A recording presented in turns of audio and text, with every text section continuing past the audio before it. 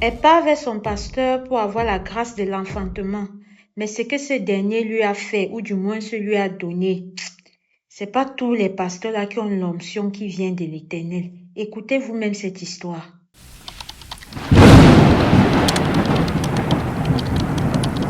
Dieu m'a utilisé pour élever son église.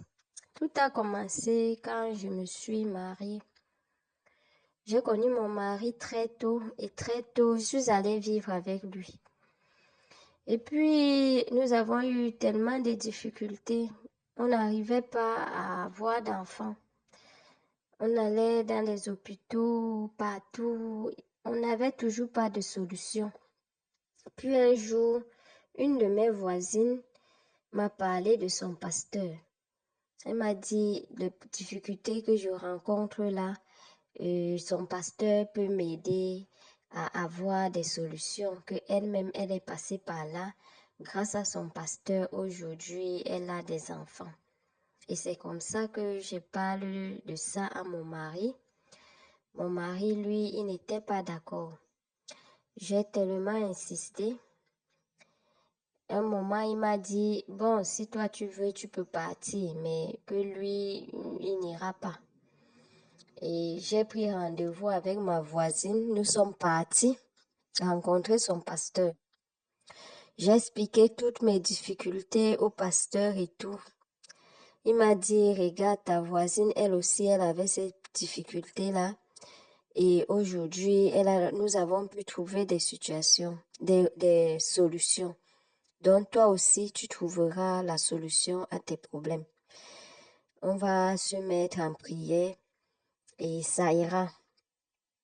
Il nous a donné un programme de prière et j'allais à ce programme tout le temps, même à l'église aussi, les jours de messe, on priait toujours. Vu que nous étions nombreuses, chacune avait ses difficultés, celles qui avaient le même cas que moi et d'autres aussi qui avaient le cas de leurs enfants, leur propre cas, beaucoup, chacune avait ses difficultés. À un moment donné, il nous a demandé de commencer à évangéliser. Vu qu'à l'église, il n'y avait pas tellement de personnes, il nous a dit que nous devions nous organiser à faire des sorties. Donc, que par semaine, nous pouvons faire 2 sorties. Question de ramener les fidèles à l'église. Donc, nous avons commencé à avoir un programme. Je sortais, chacun sortait de son côté. On marchait, on rencontrait des personnes, on leur parlait de Dieu, on les invitait à notre église, on leur disait, vous viendrez, vous trouverez des solutions et tout. Donc, nous passons tout notre temps. Nous avons fait cela pendant des années pour ramener des gens à l'église, des fidèles. Il y avait ceux qui adhéraient, ceux que quand on les parlait de Dieu et de notre église, ils venaient. Et ceux que quand on les parlait de Dieu et de notre église, on les invitait à l'église, ceux qui ne venaient pas. Et ils nous mettaient tellement de pression qu'il faille à tout prix que la maison de Dieu soit pleine. Donc, ce qui fait que je n'avais même plus trop du temps pour mon foyer. Je sortais tout le temps pour chercher des fidèles que je devais ramener à l'église. Et c'est comme ça que j'ai commencé à avoir des difficultés avec mon mari.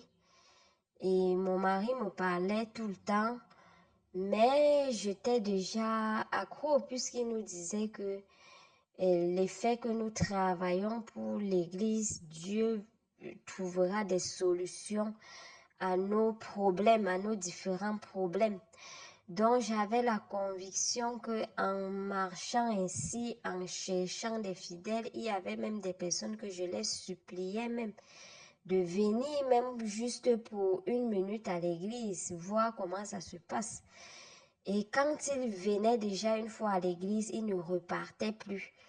Malgré que leur famille mettait la pression pour qu'il sorte de notre église. Il ne sortait plus. Donc, une fois que nous, on avait seulement des efforts à faire, qu'il puisse juste assister une seule fois. Et dès qu'ils entraient à l'église une fois, ils ne sortaient plus de l'église. Ils rentraient chez eux, mais ils continuaient à venir à l'église. Ça dépendait, on pouvait parler aux femmes, celles qui décidaient de venir une seule fois et restaient pour toujours. D'autres, leur mari venait même menacer. Je ne veux plus que ma femme continue dans cette église. Je ne veux plus que mon enfant continue. Je ne veux plus que ma soeur continue. Mais une fois que l'un d'eux avait déjà mis pied à l'église, il restait notre fidèle, le fidèle de notre pasteur, le fidèle de cette église. Et puis lui aussi, à son tour, on lui donnait pour travail de continuer aussi à évangéliser comme nous faisons, question de ramener d'autres fidèles aussi à l'église. Et c'est comme ça que notre église a commencé à s'agrandir. Il y avait tellement dont des gens étaient déjà là. Et cela était grâce à notre travail. Et aussi, quand un fidèle avait des événements heureux comme malheureux, on invitait notre pasteur et son épouse. Moi, par exemple, quand mon mari a voulu construire notre maison, pour la pose de la première pierre, nous avons invité le pasteur et son épouse. Ils sont venus poser la première pierre de notre maison. Après la première pierre, il y a eu un apéritif et tout. Je l'ai présenté à mon mari, je l'ai présenté à mes proches et tout. Après cela, il a commencé à être un peu plus proche de moi, un peu plus. Quand nous avons voulu, il me confiait beaucoup de petites choses à l'église. Et il me disait surtout à moi et certaines que voilà, c'est nous qui devons tenir l'église maintenant. Nous devons savoir que quand il y a messe, nous devons venir avant. Quand il y a donc tous les événements, nous devons toujours être là avant. Quand nous avons donc, et les quêtes aussi, il a commencé à nous imposer certaines quêtes qu'il fallait que nous qui sommes les pionniers de l'église, nous devons donner. Donc, quand les gens donnaient peut-être des petits montants, ils nous imposaient certains montants. Et là, je ne travaillais pas. Je ne travaillais pas. Et j'étais toujours obligée d'aller demander à mon mari. Parfois, même mon mari ne me donnait pas. Et j'étais obligée de couper sur ma ration pour pouvoir satisfaire l'église, donner cet argent-là là-bas pour être bien vu. Et je le faisais comme ça tout le temps, jusqu'au moment où mon mari a voulu encore couler la dalle. Nous l'avons encore invité, lui et son épouse. Quand il est arrivé, il a dit que mais les travaux vont vite, les travaux vont vite. À peine nous étions ici pour la première pierre. Aujourd'hui, nous sommes déjà là pour la dalle. Ça veut dire que tout va bien. C'est bien, ça. Féliciter le Seigneur, fait des merveilles et tout. Et comme je vous ai dit que quand un fidèle avait des événements heureux comme malheureux, on l'invitait. Donc, ce qui fait que quand on l'invitait, quand certains fidèles l'invitaient comme ça, quand il arrivait, il voyait un peu ta position sociale, il voyait un peu si financièrement tu peux et tout. Et c'est comme ça qu'il nous triait celles et ceux qu'il constatait qu'ils pouvaient avoir un peu d'argent pour nous désigner comme des pionniers et des pionnières de l'Église. Et à tout moment, il fallait qu'on donne l'argent et tout et tout. Et quand nous avons tollé notre maison, nous l'avons encore invité pour qu'on tolle la maison ensemble. Il était content et tout. Et après cela, il a commencé à m'inviter de temps en temps hors de l'église et ça se passait comme ça tout le temps.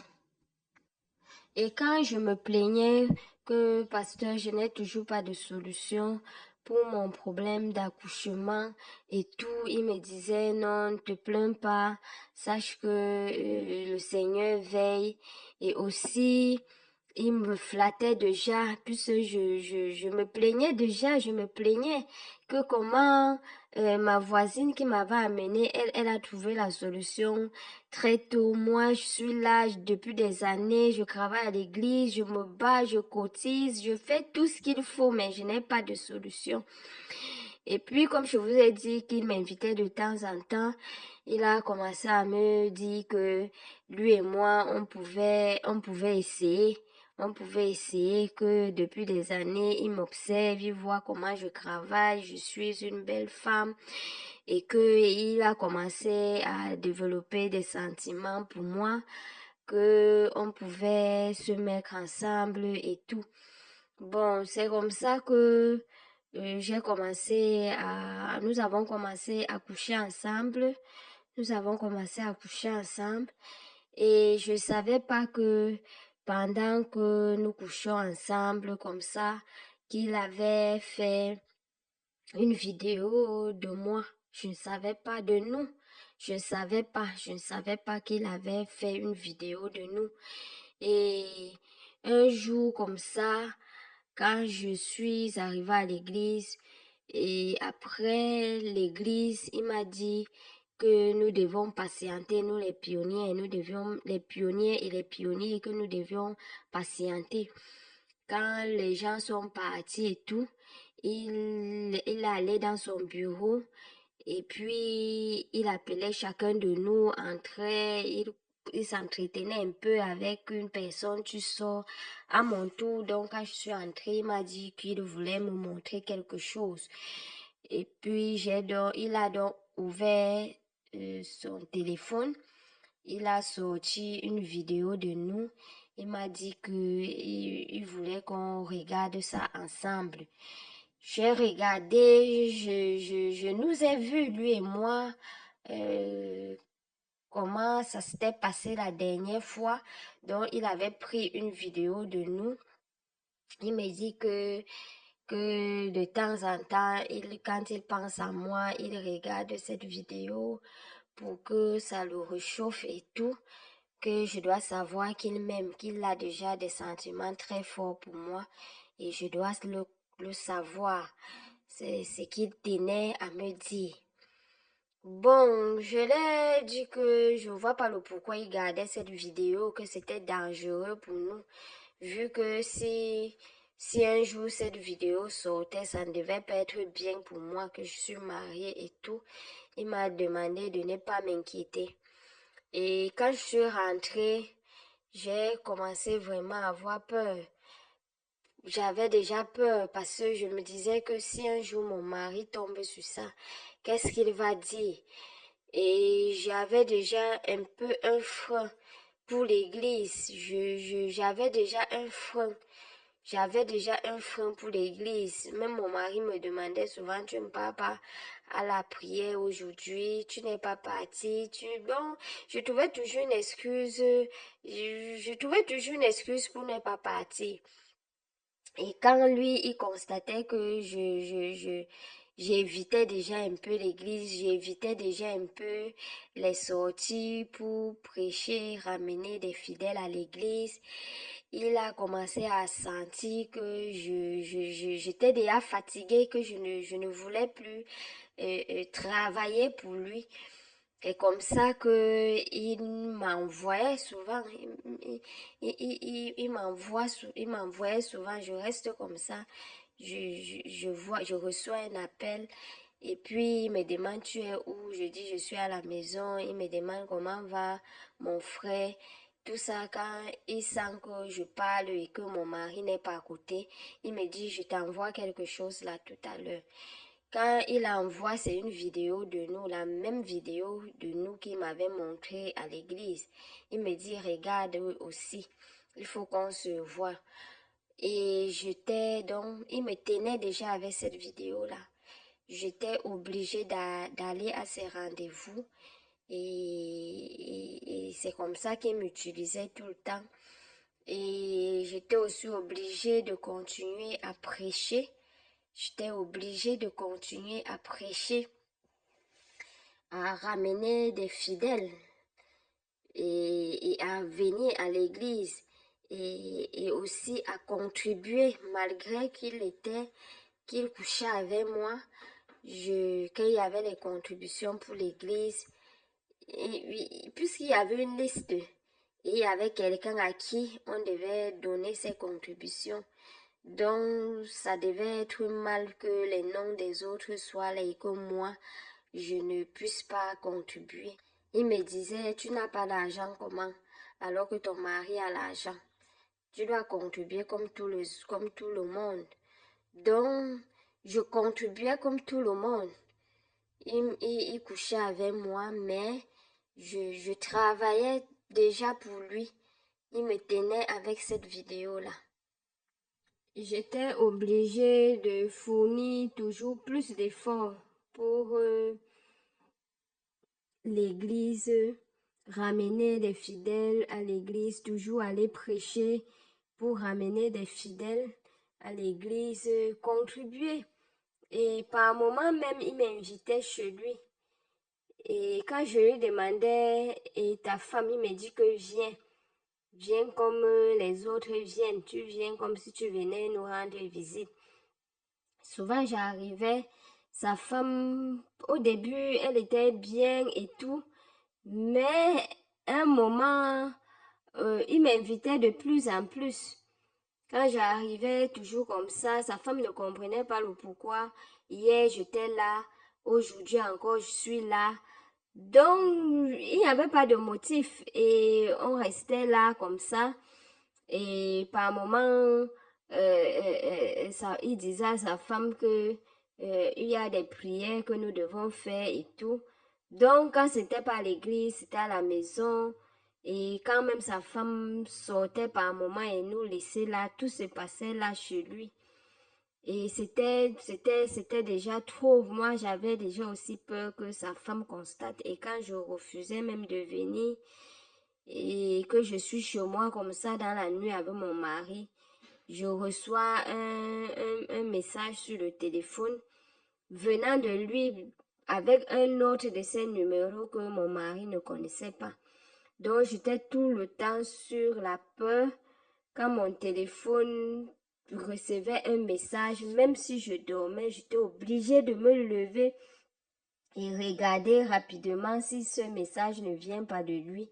Par moment, ça venait de lui. Et quand on se voyait, je me plaignais toujours que pourquoi tu m'envoies toujours les messages comme ça. Lui, ça l'amusait. Il me disait qu'il m'aime et que je sache que quand il a besoin de moi, je dois être là.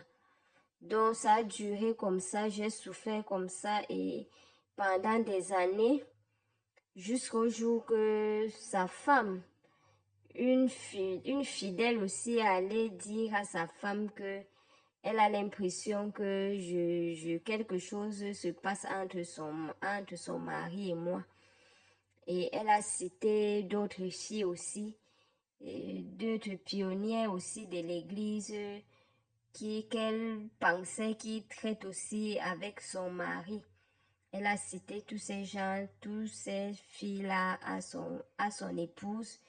Et c'est comme ça que par moment, quand il me faisait appel chez lui, quand j'arrivais, sa femme était vraiment, vraiment sévère avec moi, sévère avec moi. Elle était sévère. Par moment, j'arrivais, même je saluais, elle ne me répondait pas. Mais lui, il s'en fichait, lui, il me saluait bien. Je m'asseyais, il parlait. Donc, c'était comme ça.